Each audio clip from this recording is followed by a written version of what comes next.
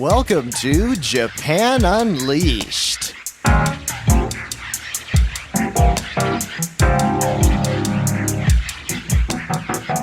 Welcome back to Japan Unleashed, where we take a deep look into important issues facing Japan. I'm your host, Parker Allen, President and CEO of Parthenon Japan.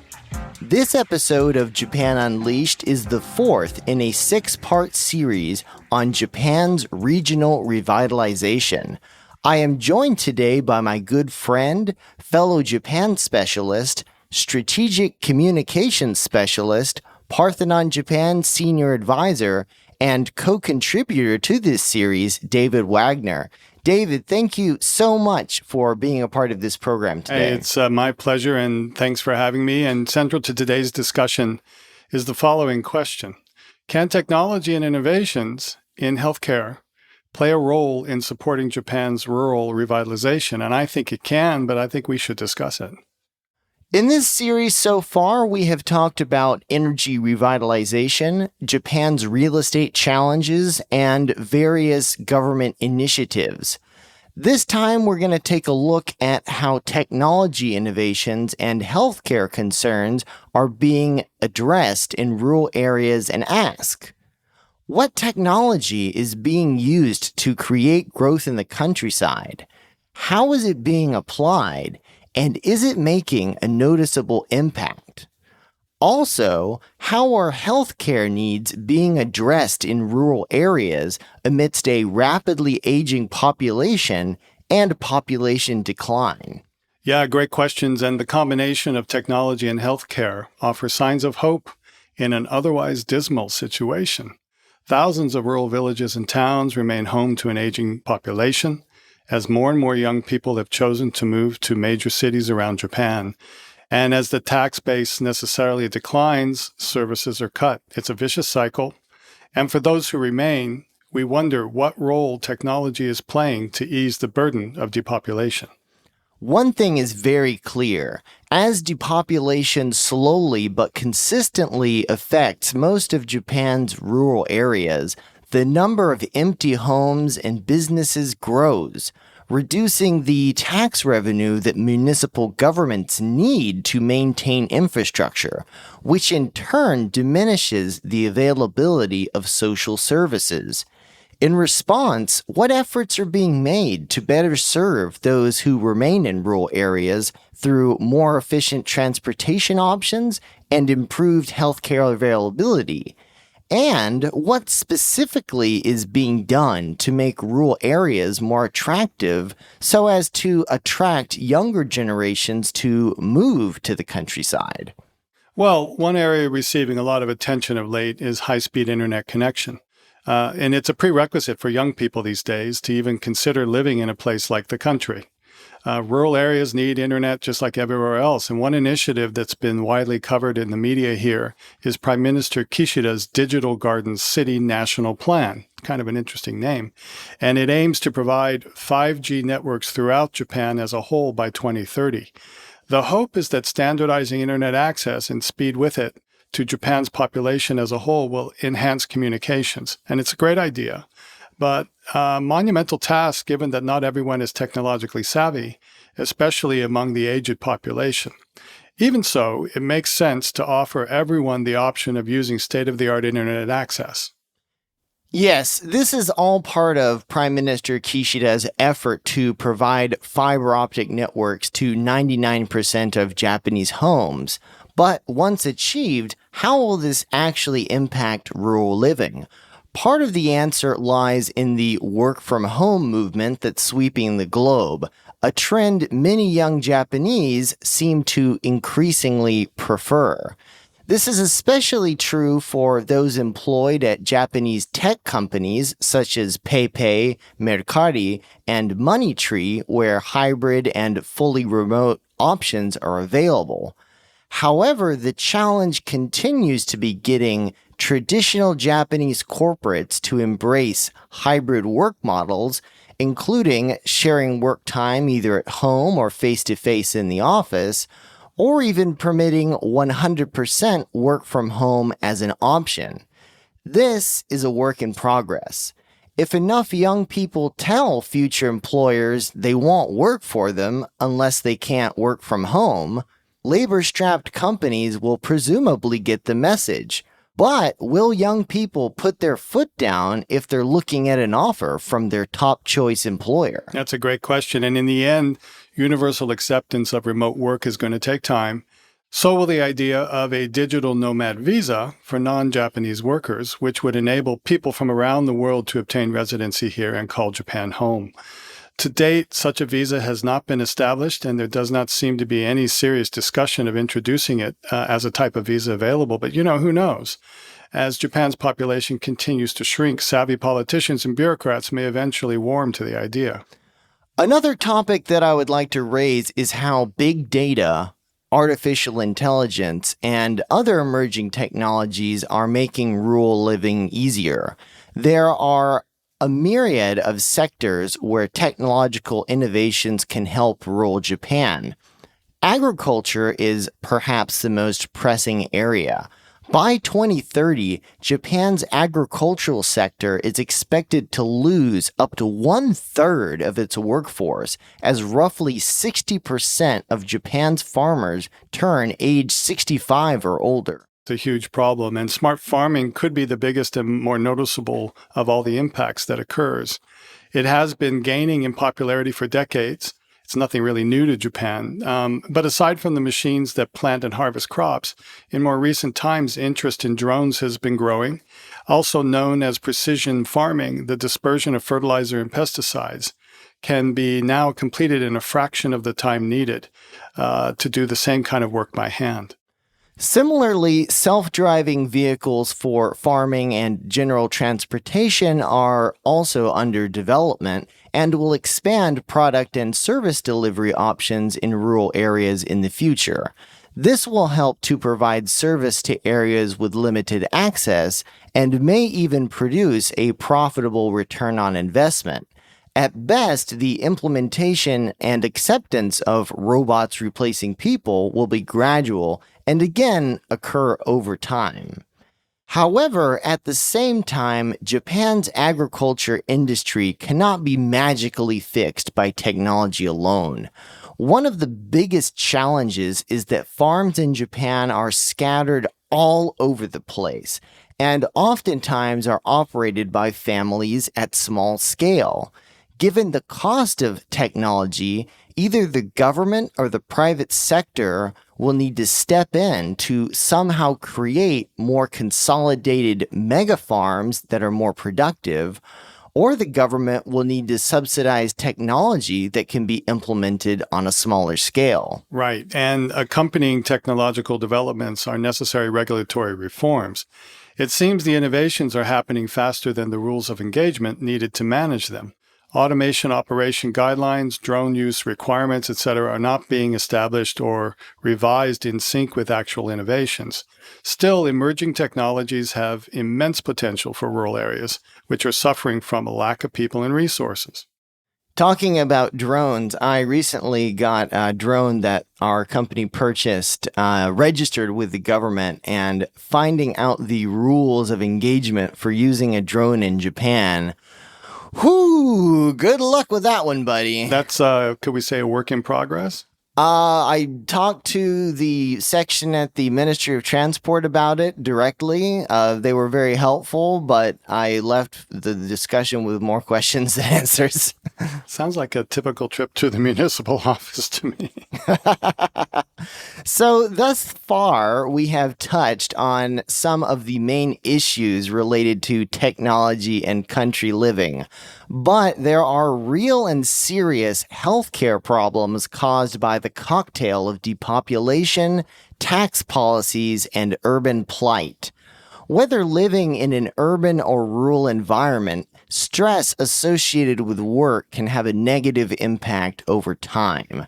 For city dwellers faced with lengthy commutes and long hours at the office, country living has an immediate appeal. But rural life has its own set of concerns, one important item being access to good health care with ease of access. In analyzing the issue of actual health care, we must not only consider simple clinic visits injuries that require hospitalization, surgery, and emergency care, but also the issue of mental health support. Are there sufficient facilities, adequate staffing, and is access to the latest technology available? These are all areas where, compared to big cities like Tokyo and Osaka, many rural areas fall short. This is due not only to a lack of adequate funds, which are made worse by a lack of tax revenue, but also due to the challenge of attracting qualified medical professionals who prefer the allure of big city life and higher pay, the very issues that put rural areas at a disadvantage as a whole. And this is exactly where technology can remedy the situation. In addition to global innovations including telehealth, artificial organs, and 3D printing for prosthetics, Japan is proactively introducing robotics for minimally invasive surgical procedures, rehabilitation for physical therapy, medical devices used in long-distance consultations, and machines that assist the elderly with their daily needs.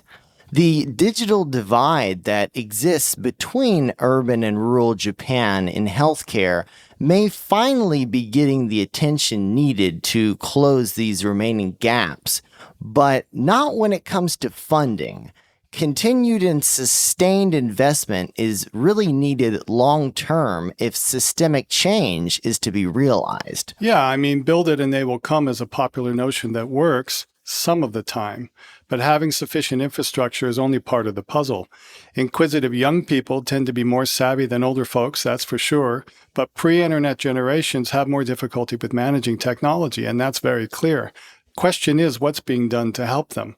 In doing research for this podcast, we discovered the presence of very few national government programs to teach people how to use the technology.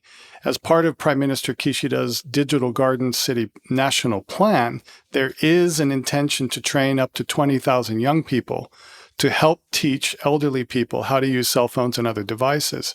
So far, this remains in the planning stages, and in short, the initiatives designed specifically for people of advanced age seem to be largely being done piecemeal. Then there are also issues like sewage systems in rural areas which have an impact on quality of life. Currently, many rural properties rely on older septic tank systems for waste. If nothing else, this adds to the cost of rural living through annual cleaning requirements. More comprehensive, nationally supported waste and wastewater programs encompassing state-of-the-art technology for overall water purification and leakage control are needed. This would make rural living more attractive and less expensive, but with a dwindling tax base, this seems hard to envision, even if public-private partnerships are involved. And they need to be involved. And, none of our discussion thus far has touched on whether Japan is the right place for people who want to take risks and risk-taking in general. Available technology is one thing. Being able to innovate is another. Here are some additional points we thought we'd talk about very briefly in our discussion. And firstly, a question for you, Parker. Are people willing to take more risks now than in past generations? And are they hungry for change? And can that change be found in rural Japan? I would say yes and no. We are seeing a lot more innovative startups coming out of Japan. Finally, the concept of angel investing and venture capital is starting to take hold in Japan. And we're also seeing some, maybe not super rural areas, but areas outside the three major cities, namely Fukuoka, step up to the plate and really brand itself as a startup city. So I think we're going to see an increase in the number of risk takers as it becomes more clear that Japan needs to innovate in order to fix all of these technological challenges that they face. But the question is, will it happen fast enough, and will these innovative startups get the funding and the support that they need from Japanese and global investors needed in order for them to realize their ideas? Yeah, it would be nice if Japan reaches that stage. They don't automatically have to go to Silicon Valley to look for seed money. But I guess, the question is, are young Japanese better off heading overseas now and in the near future. History's produced evidence that people who go overseas can do more innovative things than in Japan. And I'm thinking about, Susumu Tonegawa, the Japanese National Nobel Prize winner, who left Japan decades ago to pursue his award-winning research at MIT, but he had to leave Japan to do it. So, has Japan changed now to the point where risk takers are embraced? And I think we're saying no, not yet. I think it depends on the organization as a whole. Any thoughts on that, Parker? Yes, and this also is a difficult topic because compared with previous generations, fewer young Japanese are heading overseas to pursue a degree or an advanced degree at a Western institution. This, of course, has several reasons. I think at the top of the list is simply cost. Back in the good old days in the 70s and 80s, Japanese were, of course, becoming very wealthy, and a lot of young Japanese had the opportunity to attend Western institutions, which also happened to be, once upon a time, a lot cheaper. Yeah, the yen was at 80 yen to the dollar about 15, 20 years ago. Now last year it hit 152, right? It's at 136 at the time of this recording. So that's a clear issue. But then there's the issue of government tax incentives for investments, which seems to be growing. But I wonder if angel investors are warming to the Japanese market. I think we're seeing some evidence of that. We are seeing some evidence, but it's really a drop in the bucket compared to other markets, even in Asia. I think that Japan continues to be a difficult nut to crack for global investors because even founders of these innovative companies oftentimes aren't fluent in English. And without the ability to effectively pitch their company and pitch the knowledge and prowess of their founders and the technology they're trying to create to global investors, how are these global investors going to say, all right, here's a check for $10 million. Go nuts, boys. Well, there's that, which is the obvious question. And I guess the issue of public-private partnerships is another one. But ultimately, to me, sometimes I ask myself the question, should the government just get out of the way? And are any of these programs really making substantive difference? Entrepreneurs follow opportunity. And I guess the question is there real opportunity to be found in partnering with the public sector at all? Again, this is a yes and no from my opinion. On one side, the government has put together several interesting initiatives. I think the Fukuoka Startup City Initiative is probably one of the best in the nation right now. And even Tokyo recently held a startup summit of sorts. And we also see private sector-led initiatives like Slush Tokyo, among other tech conferences that are focused on things like venture pitches. And these sort of large-scale events will have interpretation. And of course, you can attend, come overseas. And there are also foreigners coming to Japan to bring their innovations to the Japan market. So these public and private initiatives do help. But when it comes to the public sector actually financing startups, it always comes with so much paperwork and so much strings attached. Red tape, it's oftentimes not very attractive. So I think it depends on the innovation, and it depends on the amount of money available and what sort of public finance initiatives are available. Yeah, we're talking about tax incentives, and tax payments make the government an automatic partner in almost every business. We see this in a place like Singapore, where the Singapore government has got plenty of money and they take a part of the business. But high taxes cut into profitability, which overall impacts business as a whole. And how about giving startups an initial amount of leeway tax-wise to succeed? That would certainly be something that would work really well in the rural areas. And this could develop into new businesses with more ability to invest more ambitiously. What do you think, Parker?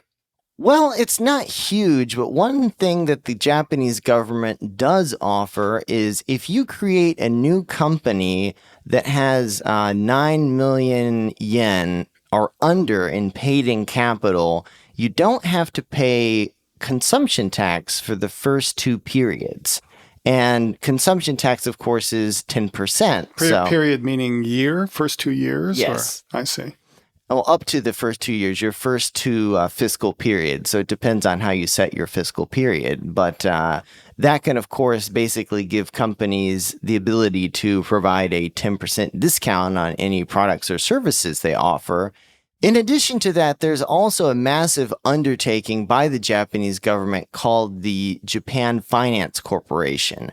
This is basically the lender of first resort to new companies, and they can be extremely generous and have very low interest rates to brand new companies who otherwise would never in a billion years be able to get a proper loan from a mega bank.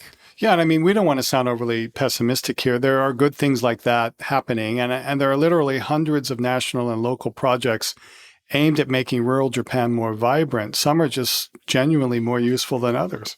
Yes, but others appear aimed more at garnering political support for Japan's ruling coalition, which sees rural votes, which statistically speaking count more than urban votes, as a means to stay in power. While this may not be unique to Japan, the result of entrenched ties to decision makers may not fully serve the interests of rural residents. Yeah, that's probably putting it mildly. And I hope that the private sector will step up to the plate in a bigger way. However, as most are ultimately motivated by profit, businesses can only contribute so much to resolving Japan's many technological and health issues. And there needs to be more private sector involvement, but the government needs to make it attractive, make an attractive proposition through its offerings in order to get advanced technology and healthcare into those rural areas.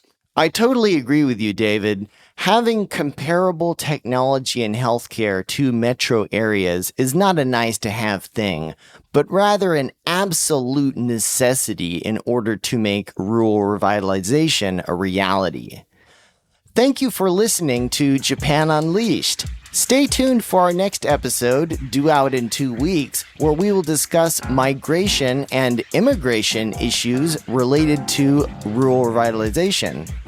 If you haven't already, you can subscribe to Japan Unleashed to get updates on future episodes on Apple Podcasts, Spotify, and YouTube.